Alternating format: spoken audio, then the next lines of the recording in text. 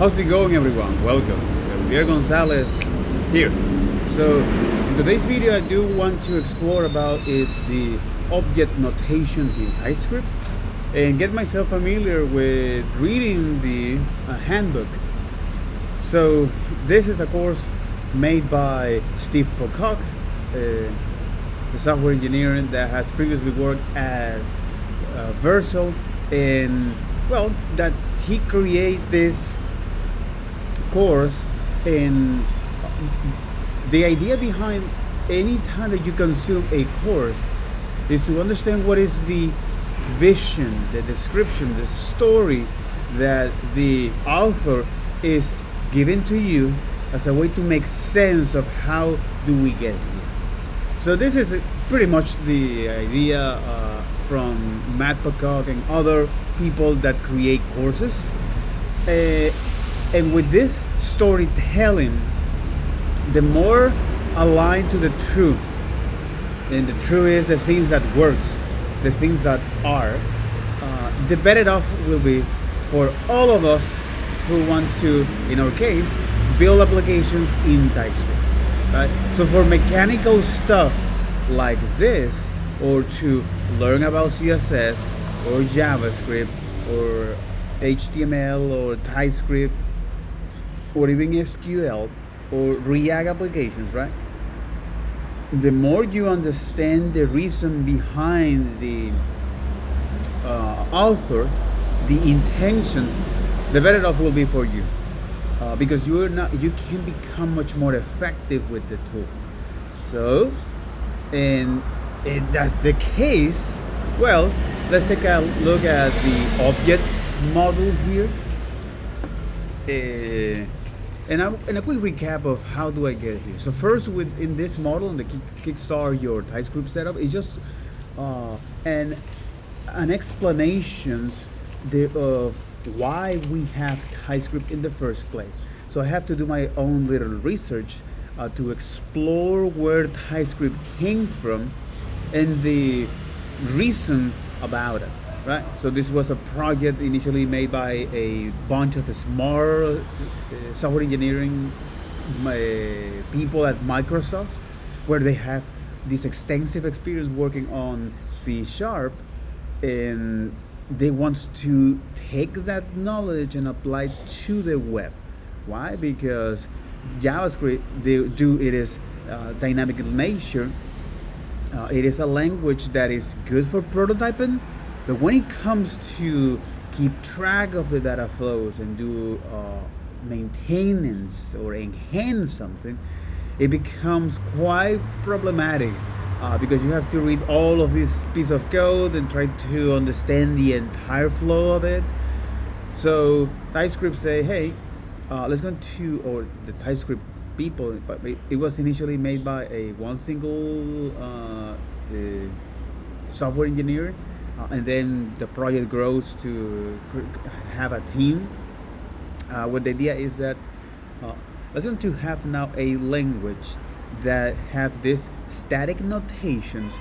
So for example, in the case of today's video, the objects, and this will not only allow us to have a self-documented code, but detect errors, or at least data flow errors, before the code is executed at compile time, and provide some intelligence, which is just nice little features that this static language has. So for example, the way refactoring, we're going to refactoring a code or do some imports and that kind of stuff. But again, this is talking about is large scale applications, right? So that's the model one. And understand that particular flow with HTML, CSS, and JavaScript, and how now Typescript kicks in, and how you can create your own first example of this, right? So, okay. And exactly, so create your own first example of this. And what are the tools that we need in order to run now this Typescript? So whether it's an ID, in our case Visual Studio Code, and install, of course, Node and npm. We can use npm to speed up things if you want to create multiple small projects locally. The TLDR is that this acts like a one single place where it's going to store all of its dependency, and any time that you create a project that needs one of those dependencies, it will have a reference to that. So it's not going to download that over and over and over per project. And then, well, now look at how TypeScript fits into the build process, into the web development workflow, by running as a compiler or a CLI command, where it's going to giving a set of configurations, the tsconfig, help us to do specific stuff. Whether it's, hey, I just want to evaluate my code for any errors, or not only that, I also want to generate is a JavaScript evergreen browser-friendly code, or I do want to add some additional rules to that. So this is for the using of compiler, and also I want to, anytime that I modify a file, run the compiler again. So this is something that you do now on development, and when you integrate that as part of your CI/CD process, which is the deployment process, or the code deployment, code integration, and code delivery, you can use now this CLI tool in your CI/CD server to run this static analysis. So this is part of the TypeScript here, right? And you can also include as part of your front-end developing application using Vite, all right? If you are building web UIs, or if you're building now backends, you just only run is the compiler for that. There are also some convenience tools out there to actually run a TypeScript node environment, which is using the TSX, which is pretty cool how you can do that. And then actually now what these notations look like, the essential notations in TypeScript. So whether it is, hey, how do I annotate primitive and objects? An object can be is not only a map, but also is a function or an array. What are the ways to do that? For example, how can I provide is default values or literal first? How can I provide literals? How can I describe literal values? How can I describe primitive? How can I describe functions, notations, whether it is parameters, default value parameters, or return values. Another is the type any and void and never, something that we're going to see that later. How do I annotate objects as well? So for example, default parameters or default properties in our object, or default values in an array. Some gotchas when you don't specify the value or the type of an array, how you can annotate map. Some gotchas with map, as well as set and callback functions, or aka event listeners, promise like in JSON stringify. So all of this is just the basic, according to Matt Pocock, to know about TypeScript, how you can do that. And then I look at, based on that, how you can leverage your existing environment, in this case Visual Studio Code, your IDE, to help you to run some heuristic when it comes to detect TypeScript errors. So for example, is hey, how do you analyze a statement? So what is a what sits on the right side of the assigners or on the left side? Or you can spot now a functions and properties and an interface and these notions. Sorry. And this notion that when you analyze your statement, how you can go to the source or the definitions and then run a refactoring. So for example, you want to rename that identifiers across your entire code base, or you also want to organize your import or get rid of some imports. And how useful it is for us is the quick fix menu. So when you highlight a particular piece of text, it provides you some insights about what you can do or what actions can you do on that. So for example, hey, let's going to refactor this piece of code into its own model or own function or own local variable, right? And that's pretty much is and also is yeah, that's like pretty much it. And sometimes you need to restart the TypeScript server. So that's something interesting to know, because when it comes to actually part of why we use TypeScript is this notion of wideness and narrowness, right?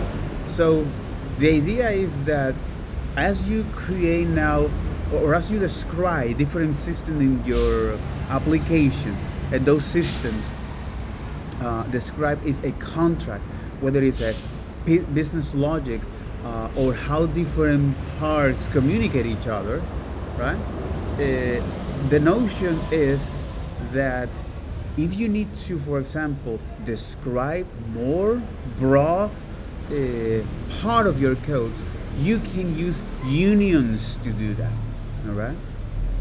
And a good example is the HTTP code, HTTP, yeah, for example, HTTP success and HTTP errors. That's a good example of how you can extend the HTTP code in itself as a way to put a label on these particular groups. The other is narrowing, using is type of, the operator from TypeScript. So type of or the in operator to check now if a property name exists on an object, or further narrowing is with conditional nesting, okay, using unknown type. For example, when you don't know the data in advance, but you know that this must have at least, this is the minimal shape of data that it contains, right? And also how you can narrowing or yeah, how you can narrowing based on a particular value in an object to describe the rest of the shape of an object, right? Known as discriminator. That's a very interesting stuff. That's a very interesting stuff, I must say. The discriminators here. And also this notion of the never type, which is something that it will never reach to that piece of code. How you can solve that, or how you can return that. And yeah, narrowing union discriminator, not only for objects but also for tuples, and that's fine to me. It's like, that's very interesting. That's a very, very interesting things to do, right? So the other is the objects where I'm currently at, and here I look at well, how you can type objects here. So whether it is using types or using interface, the idea behind this is that how Typescript process this when it comes to intersections and inheritance. So interface are catched by design, and any time that you describe a type annotations of an object using interface, so Typescript behind the scenes is going to catch that. Right? It'll make much more faster the static analysis. Okay, good, right? Main selling point. But the other is the types. So with types, where you can now extend the notations of these objects, or what this object represents, right, in your systems, by using is the ampersand. Typescript have to compute these intersections every time it sees that, right? And what it's doing behind the scene is going to match this type as well. So the point of this is that you can now use Typescript, and the comparison between types and interface is something that I'm going to explore also here in today's video. But when it comes to adding dynamic keys, all right, how can we do that in objects? Whether it's by using is the record type, or how you can describe is the possible values that a key might have using the parameter key built-in types. But the TLDR is how you can describe now an objects with dynamic keys, all right? And whether you're using is the map type for doing so. When you say, hey, this, well, something that I saw in other videos, but this is how you can actually describe this dynamic property. You can also define default properties to these objects and combine that with dynamic property keys, which is quite interesting. Absolutely. And also is restrained property key based on a literal types or a union types. This is useful, for example, to decide, hey, the keys in these objects, for example, in a configuration object, can be one of these possible values, right? And that's very, very interesting. That's a very, very interesting. So this is part of the restricting keys in Typescript, right? And an issue with duplicated interface here. So when we explore another difference between the interface and the types, especially when you define interface with the same name, unfortunately it doesn't throw you an error directly. It's not explicit about that. And I can look at that here on the, so this is it. This is Typescript. Here, you got it. On the docs, this is also the reason why I'm doing this kind of recording. Handbooks, everyday type, narrowing, more functions, type manipulations.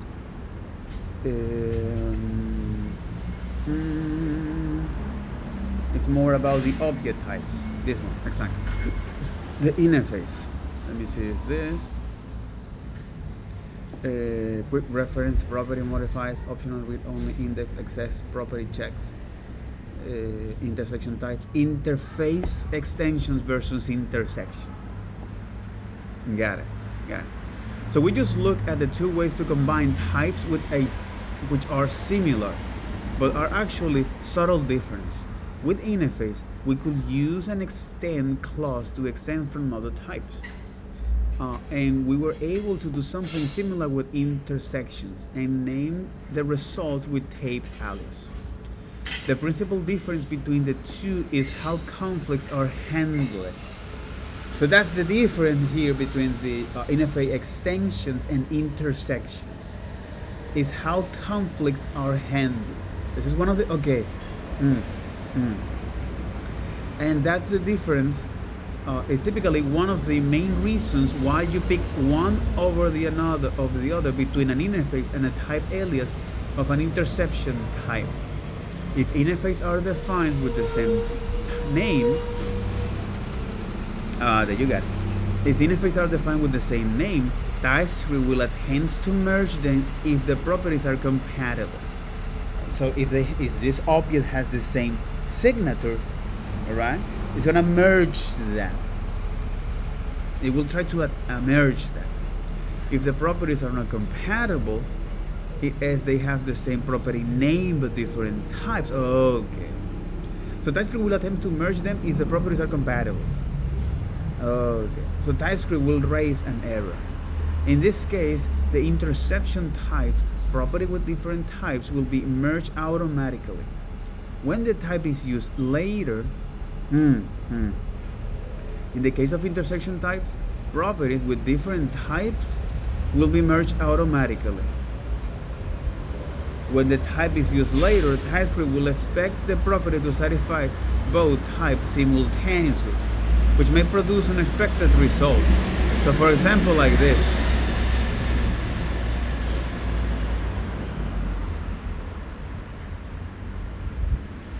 Name and here with different types. In contrast, the following code will compile, but its result is a never type. Because behind this, okay.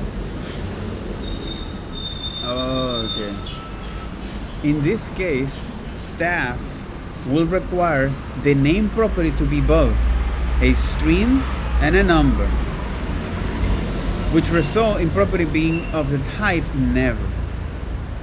So if we look at this, right, and if for some reason I say something like this and this, right, okay, so Typescript will tell you, okay, that's interesting. Okay, so Typescript will tell you is the error here. All right, so Typescript will tell you is the error here first when you try to use that. It's a property declaration must have the same type. Property name must be the same string, type string, but here's the type number. So this is what it's doing, but it's describing is that how the errors or how the two handles conflicts. The two is how conflicts are handled, and the difference is typically one of the main reasons here. So for interface, if they have the same name behind the scenes, it's gonna try Typescript merge them if they have the same type. If they're not, they're gonna throw now an error. Okay, so for example here, because both of them have the same name but different types, so Typescript throw you now an error. Right? You can say string. Right? And you can add and extend some other properties, right? Add ID, a number, and so on and so forth. This is if you have now the same name interface. All right, got it. But when you have now interface, and then you use with intersections to create a new type, it's going to try to merge them automatically. AKA is going to try to compute those those types here, or is going to compute those types and produce a new type, which is in this case is never here, like this. But again, this is the subtle difference between interface extensions and intersections. Makes ton of sense. Can we look at a particular example to do that? In this exercise, we're going to look at a curious property of interfaces.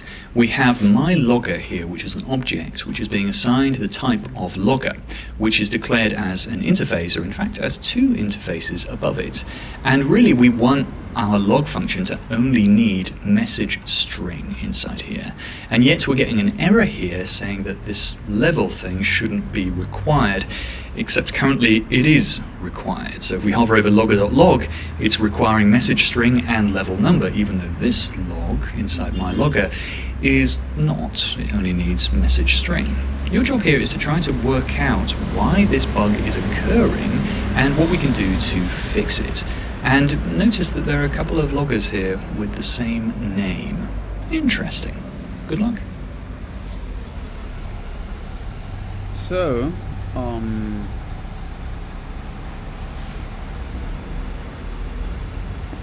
really?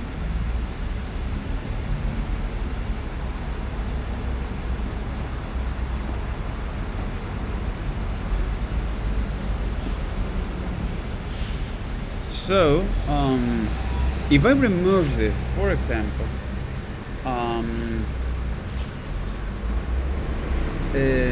logger is never used and is never declared.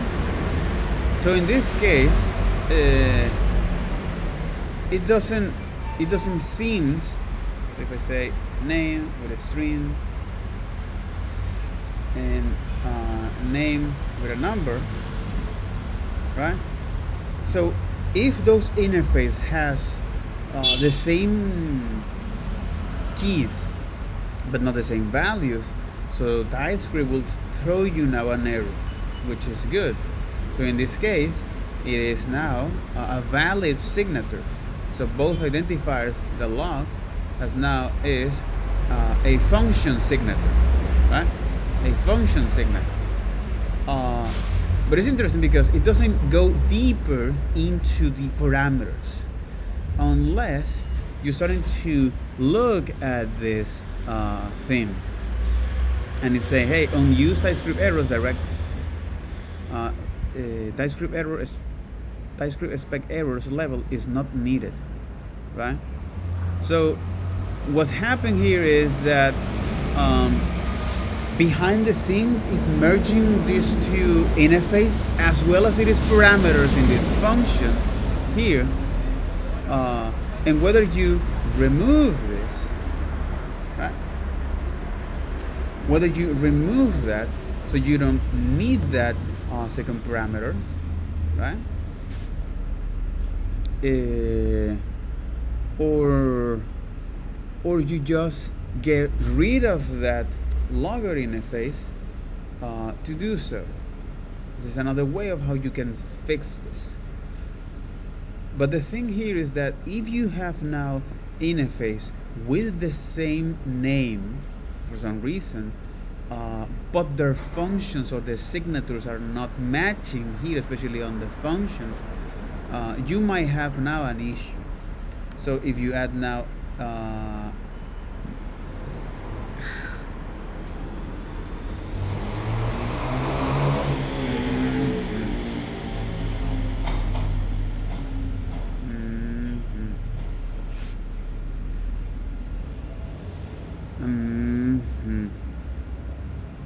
So what happened here is that the interface here doesn't match the signature, right?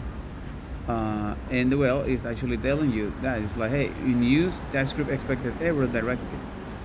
Level is not needed at this point, right?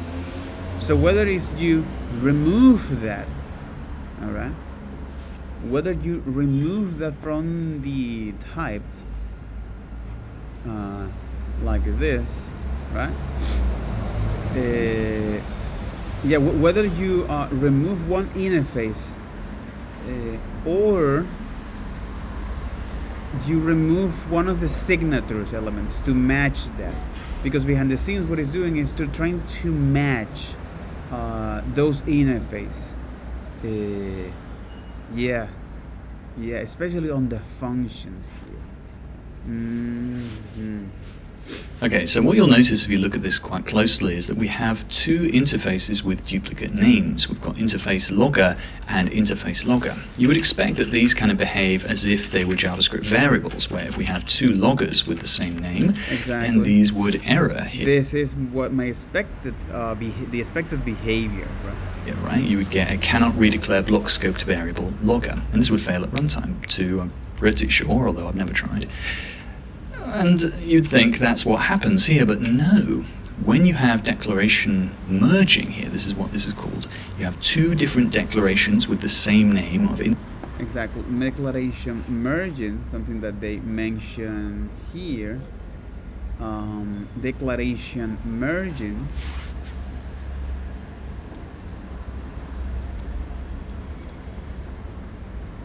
There you got it. Declaration merging interface on the decor. Okay, part of the reference here. Merging interface here. Some of the unique concepts in TypeScript describe the shape of JavaScript objects at a type level. One example that is specifically unique to TypeScript is the concept of declaration merging, unique to TypeScript. Understanding this concept will give you an advantage when working with existing JavaScript. It also opens the door to more advanced abstractions concepts. For the purpose of these articles, declaration merging means that the compilers merge two separate declarations, whether it is types or interface, with the same name into a single definition. This merge definition has the feature of both of the original declaration. Okay, this merge definition has the feature of both of the original declaration.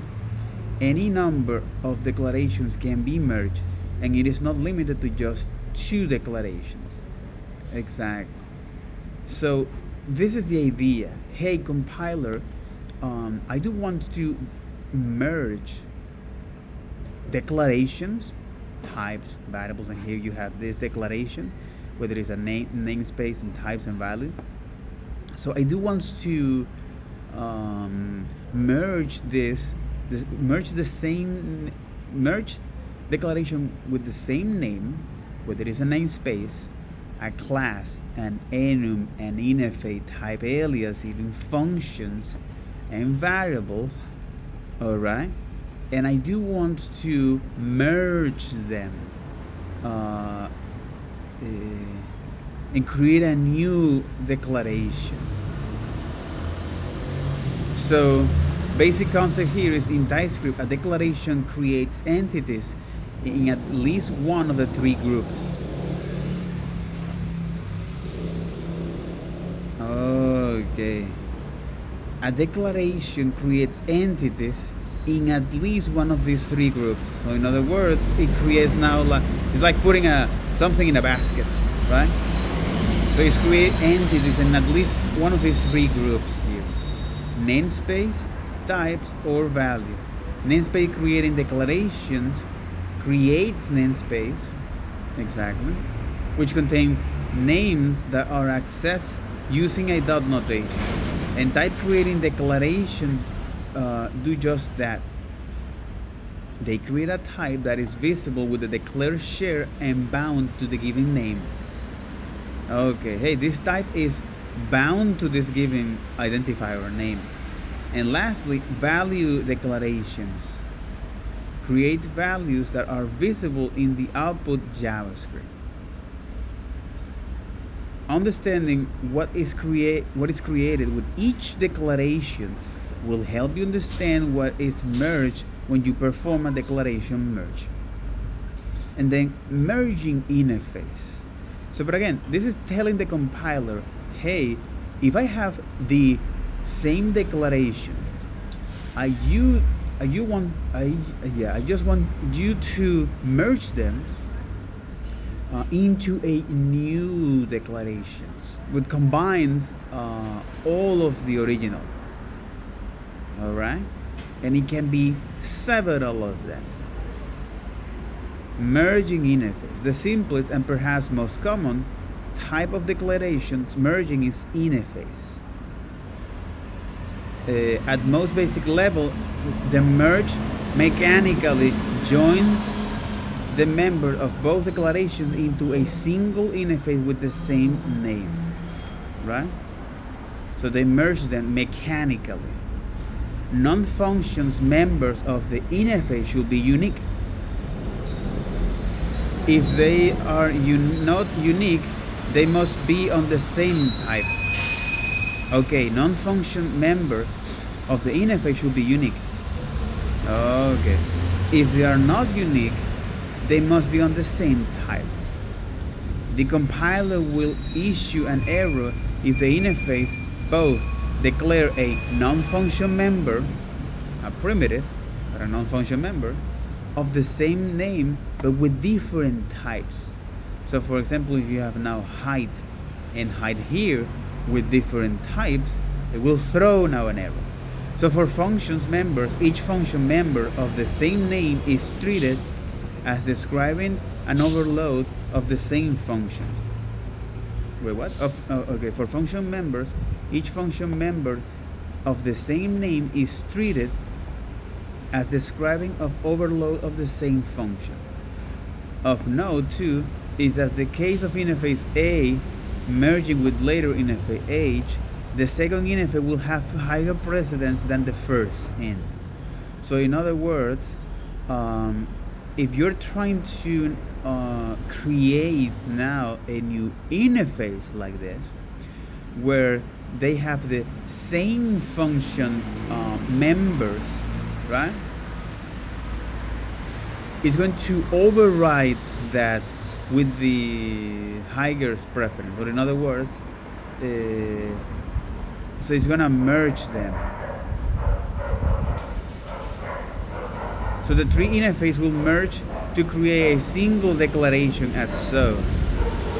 Oh, it mechanically merge all of them.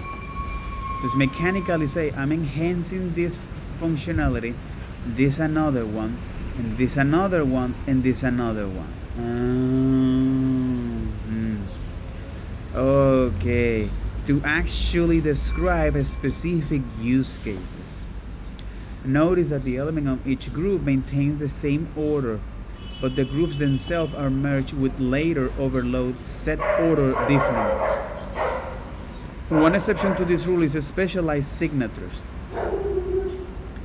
If the signature has a parameter whose type is a single string, literal, for example, not a union string, then it will be bubbled toward to the top of its merge overload list. For instance, the following interface will merge together. So if you have now this three interface, right? The resulting merging interface is allegedly so far, if each one of those four function members this is an HTML div element, an HTML span element, an HTML element, and an HTML canvas. The resulting declaration merging will be the following. It's going to include all of them: canvas, div, span, string, and any. Why this is important? Because with this object definitions using interface with the same name, it allows us to extend the functionality of existing interface to be used at that point.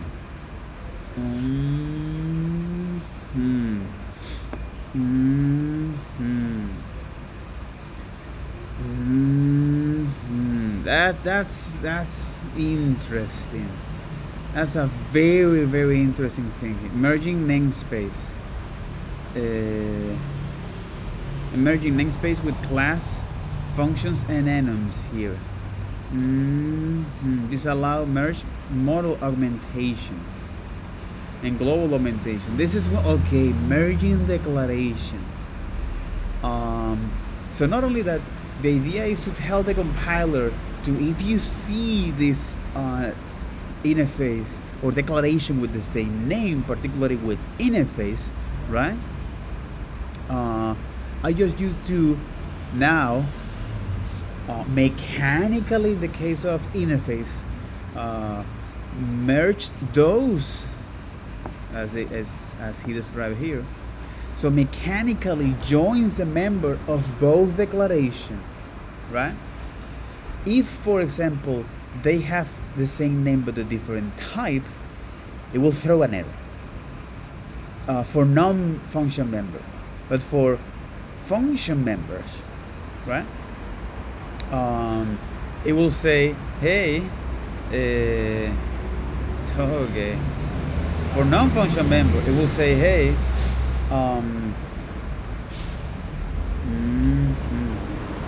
okay. For non-function member, it will say, hey, I'm going to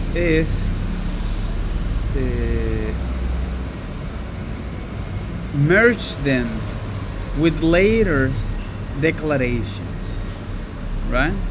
Even though if they don't have the same signature, right? Non-function members of the interface should be unique. If they're not unique, they must be the same type. The compiler will issue an error if the function both declare a non-function member of the same name but of different type. And for function members, each function member of the same name is treated as describing an overload of the same function. It's treating as describing an overload. What the French toad is this? Okay, Claude, help me here. So based on this description,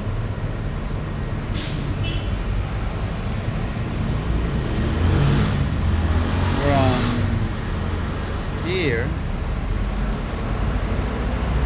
what does it mean? What does it mean? Describing an overload of the same function. Describing an overload. An overload.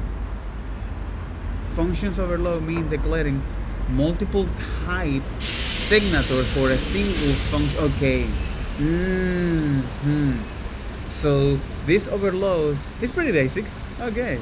They say, hey, I'm describing is the different way of a way to call a function. Oh my God, I get it. Okay, the different ways to call a function here, and then describing it as signatures. So now I understand what this overloads means. You know.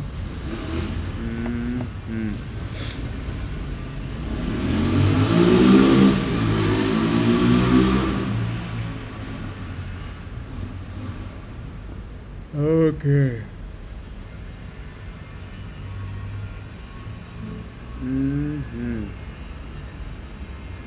Notice that the elements of each group maintain the same order, but the groups themselves are merged with later overloads. Sets order first.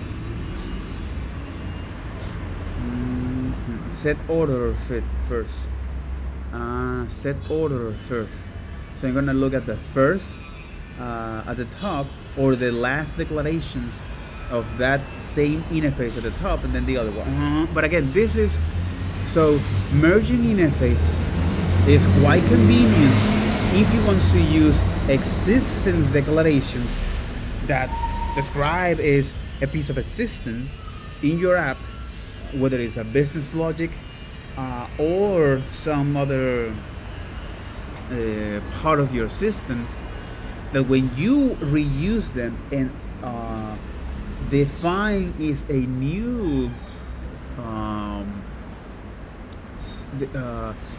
signatures, a new function members, is going to merge that. So in other words, it's going to mechanically join all of that. And why is that? Because you are now supporting is more functionalities or functions overloads to that interface. Again, the entire reason is that understand why is that the Typescript authors, what is the intention behind the Typescript authors, right? So what they have to do, or what they have learned through, based on this experience, to say, hey, this is it, right? This is our agreement.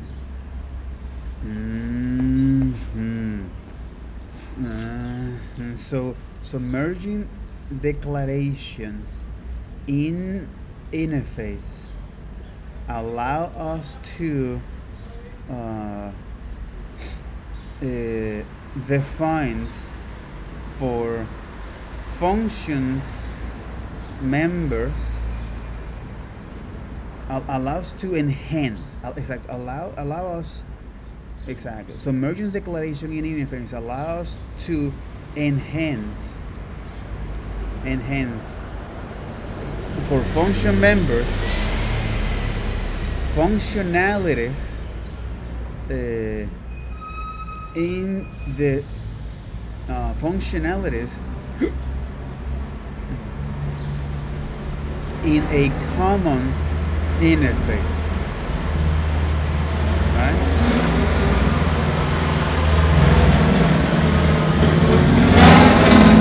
All right. For function members, right, and non-function members,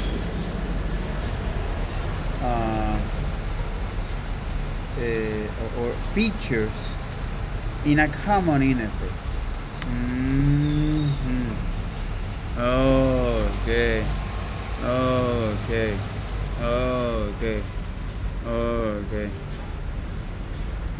Exactly.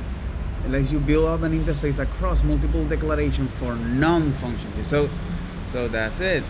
Okay. Especially, exactly, useful for interface here. So if I go now to Typescript here and describe interface versus type, particularly is the declaration, merging declaration,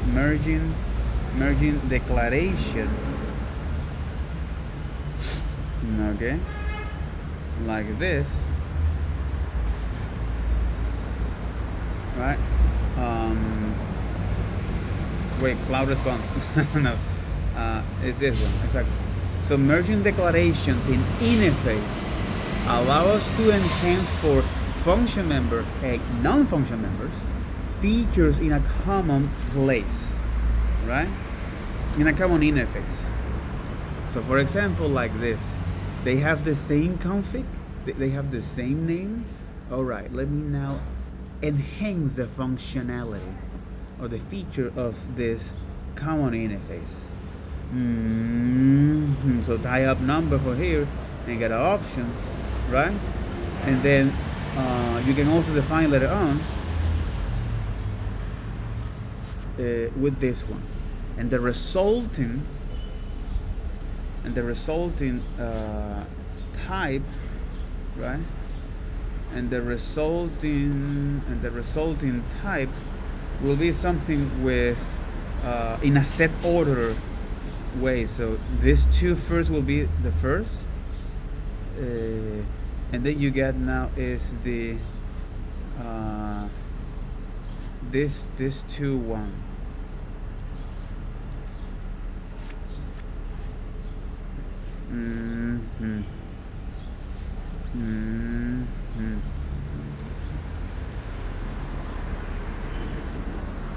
Okay, so if I'm going to test this, because that's what I want to do on the playground, right? So if I have now two interface here, example like this,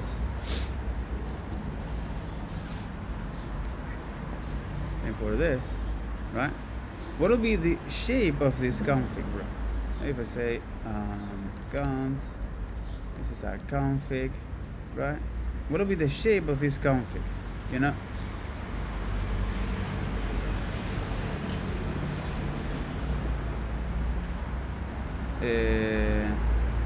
Config.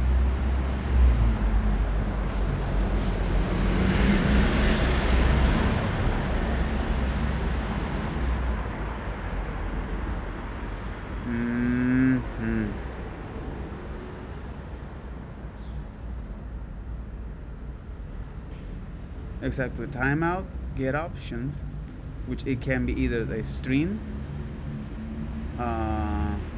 or a boolean, right? Because it can say is now something like this. I can return now is a boolean, right? And that also will match is the signature, right? Key string is not assignable to key string. Or in other words, I can do something like this, and then try to inherit that. It's a key string. Oh, because it is a value here. Let's say 001, or you say, hey, props, because I don't know what is the name of this. Right? It's a string, or the key verbose. Okay, verbose.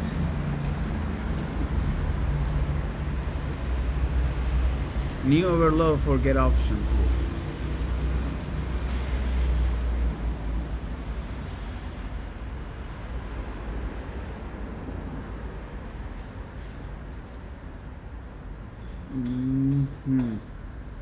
Type boolean is not assignable to type string.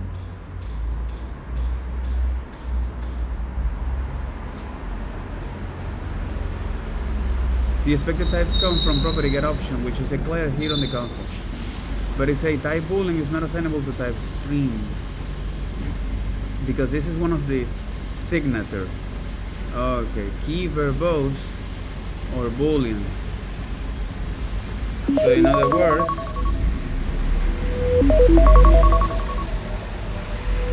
alright. So in other words,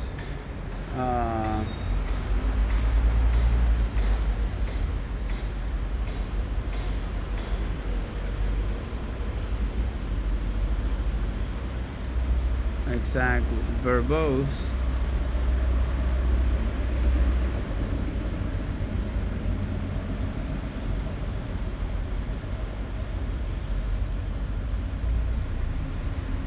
type boolean is not assignable to the type key string or key verbose boolean. So in other words, I do need to pass is an object here. Let's say key verbose, right? Verbose does not exist on type string.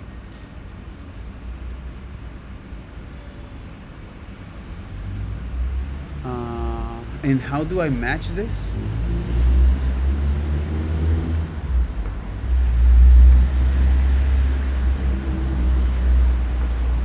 So for example, like this, if I say, hey, verbose, right?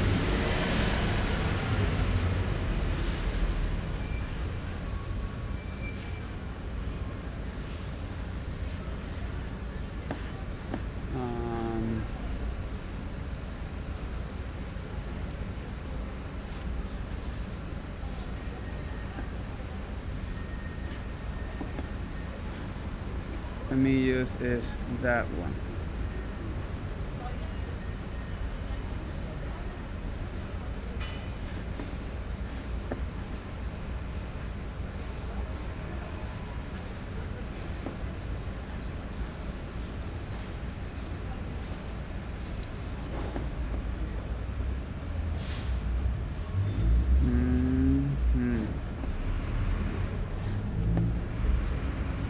In identifier expected.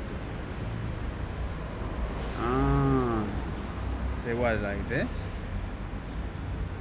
Identifier expected, and here is a key. It's a boolean, it's not assignable to type this.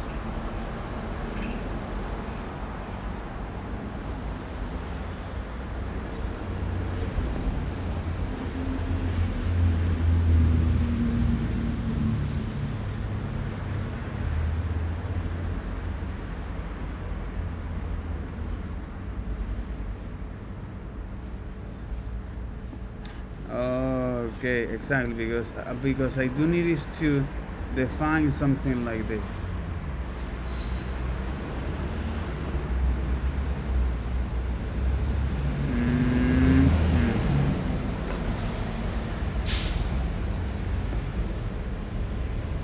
Exactly, say it's not assignable to type this or this.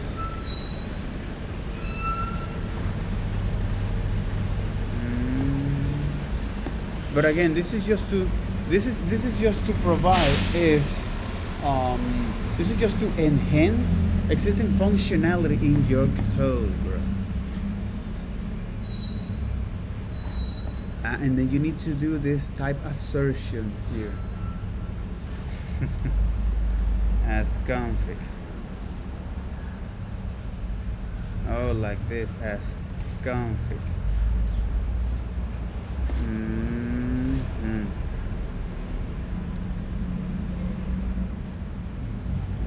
Or in the conflict, right? We implement each one of those. But the whole point of this is that, because this is not like this, the whole point of this is you can now provide or enhance the features of that. You know what I mean? So now you can is extend the functionality here.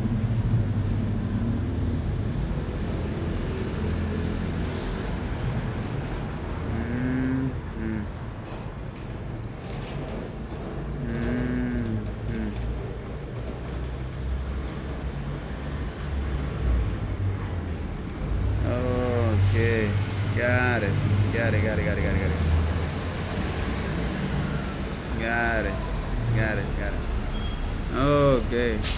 Okay. So that'll be all for this video. Take care.